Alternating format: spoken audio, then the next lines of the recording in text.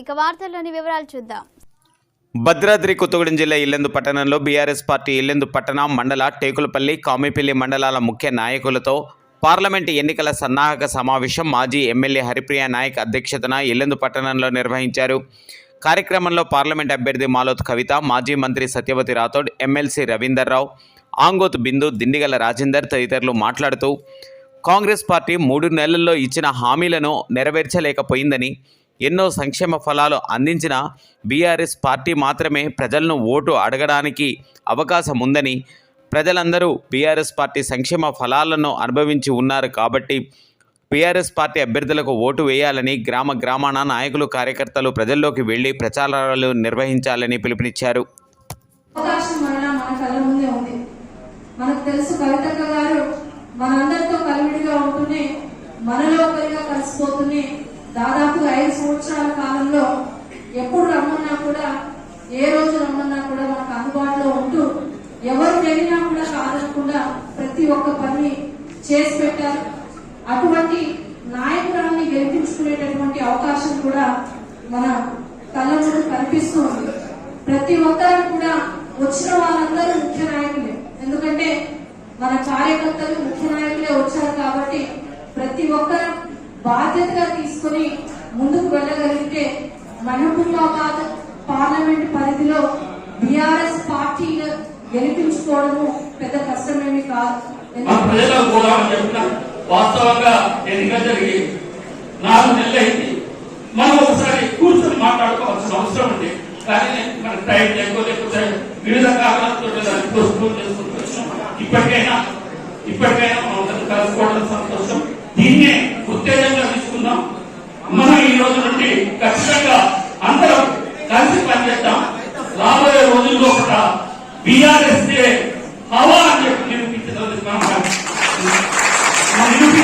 అందరూ కూడా సమస్యగా పనిచేసి కవిత గారిని గెలిపించేందుకు కృషి చేద్దామని చెప్పి కోరుకుంటూ ఇంత మంచి పార్లమెంట్ లో ఏ విధంగా చేసుకోవాలనే దాని మీద ఒక ప్రణాళికతో రేపటి నుంచి మనం అందరం కూడా గవర్నీ అయిపోయిన తర్వాత నుంచి కూడా గ్రామాల్లో కూర్చొని ఏ విధమైన చర్చలు చేపట్టుకొని మరి అందరం కూడా ముందుకెళ్తే బాగుంటుందని ఒక చిన్న సలహా. మరి మనందరికీ తెలుసు, మనం పని చేయాలంటే అట్లాంటివి ఏం లేదు. మనం చూసుకుంటే ఇవాళ ఏ ఊరికి వెళ్ళినా, ఏ వాటికి వెళ్ళినా కూడా మనం ఇచ్చినటువంటి సిసి రోడ్లే ఉన్నాయి, మనం ఇచ్చినటువంటి విషయం పరిగణ నీళ్ళే ఉన్నాయి, మనం చేసినటువంటి అభివృద్ధి ఉంది. కానీ గతంలో ఒక దశాబ్దం కంటే ముందు పాలించినటువంటి కాంగ్రెస్ వారు ఏ గ్రామానికి వచ్చినా కూడా వారు చెప్పుకోవడానికి ఒక పని కూడా లేని విధంగా ఇవాళ కేసీఆర్ గారు గ్రామాలన్నీ అభివృద్ధి చేసి వాళ్ళ తెలంగాణ రాష్ట్రాన్ని అడ్డగా నిలిచారు. కాబట్టి కొన్ని తప్పిదాల వల్లనే మనం అధికారం కోల్పోయాం. తప్పకుండా రాబోయే రోజుల్లో అతి త్వరలోనే మనం అధికారంలో వస్తాం. కాబట్టి తప్పకుండా నాయకులందరూ కూడా అధైర్యపడవలసిన అవసరం లేదు. మరి తప్పకుండా ఒక మంచి ఉత్సాహంతో మనందరం గ్రామాల్లోకి వెళ్దాం.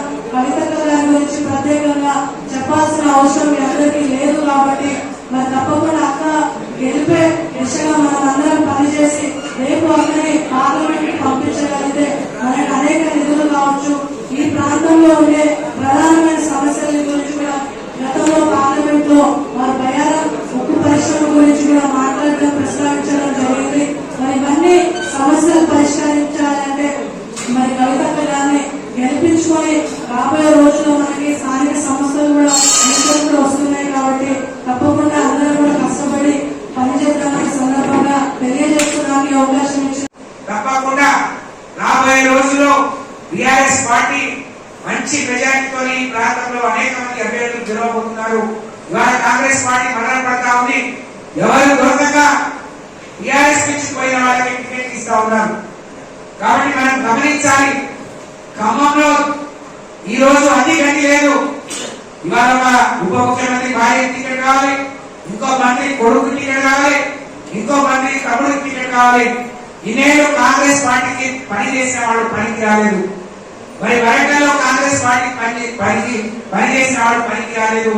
మొన్ననే ఇందులో నుంచి మోసం చేసి వెళ్ళిపోయినా వాళ్ళకి టికెట్ ఇచ్చింది అంటే కాంగ్రెస్ పార్టీకి ఎలాంటి గట్టి పట్టిందో మనం అర్థం చేసుకోవాలని మీ అందరికీ కూడా తెలియజేస్తుంది. ఆమె ఎమ్మెల్యేగా పనిచేసింది. వాళ్ళ తండ్రి 6 సార్లు ఎమ్మెల్యేగా పనిచేసి మంత్రిగా పనిచేసిన అనుభవం, ఒక రాజకీయ కుటుంబం, చదువుకొని తన భర్త మంచి స్థాయిలో ఉండి ఉద్యోగం ఉన్న ప్రజల సేవ చేయాలని ఆ రోజు ఎమ్మెల్యేగా ఉన్నప్పుడు మానకొండ అభివృద్ధి, ఈ రోజు ఎంపీగా ఉన్నప్పుడు ఈ ప్రాంత ప్రజల కష్టసుఖాల్లో పాలు పంచుకున్న మన ఆడబిడ్డ, మరి ఈ నియోజకవర్గ కోడలు మరి కవితమ్మను ఎక్కువ మెజార్టీ ఇచ్చే బాధ్యత ఇల్లందు నియోజకవర్గంలో వేదిక మీద ఉన్న పెద్దలు కానీ ఇన్ఛార్జ్ గా ఉన్న హరిప్రియ గారు కానీ మీరందరూ తీసుకొని మళ్ళీ ముఖ్యమంత్రి మన మాజీ ముఖ్యమంత్రి గారి ప్రోగ్రామ్ ని కూడా ఈ ప్రాంతంలోనే రోడ్ షో ప్లాన్ చేస్తున్నాం. 23వ తారీఖు కవిత గారి నామినేషన్ ఉంటుంది, తర్వాత ఇంకో రోడ్ షో ఉంటుంది.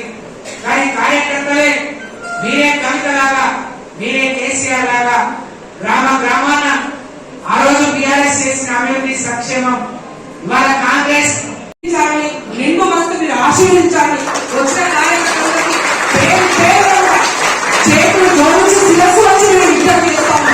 మీరు గట్టిగా పనిచేయండి, సైనికుడా ఉండండి. నా వ్యక్తిత్వం ఎందుకు తెలుసు, నా ఇంటికి నా గడపకి మీ ఇంటి దగ్గర ఉండే అభ్యర్థి, మీ కళ్ళ ముందు ఉండే అభ్యర్థిని. అందరిలాగా పారిపోయే మనుషులు కాదు, భయపడే వ్యక్తులు కాదు.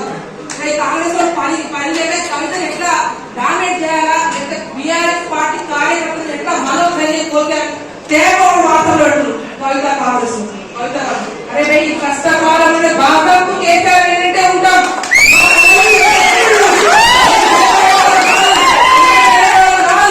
మా కార్యకర్తలు వెన్నంటే ఉండి కేసీఆర్ నాయకుడు వెన్నంటే ఉండి ప్రజల పక్షాన కొట్లాడతామని చెప్పి ఈ ఇల్లందు వేసి కూడా సభాముఖంగా తెలియజేస్తాం.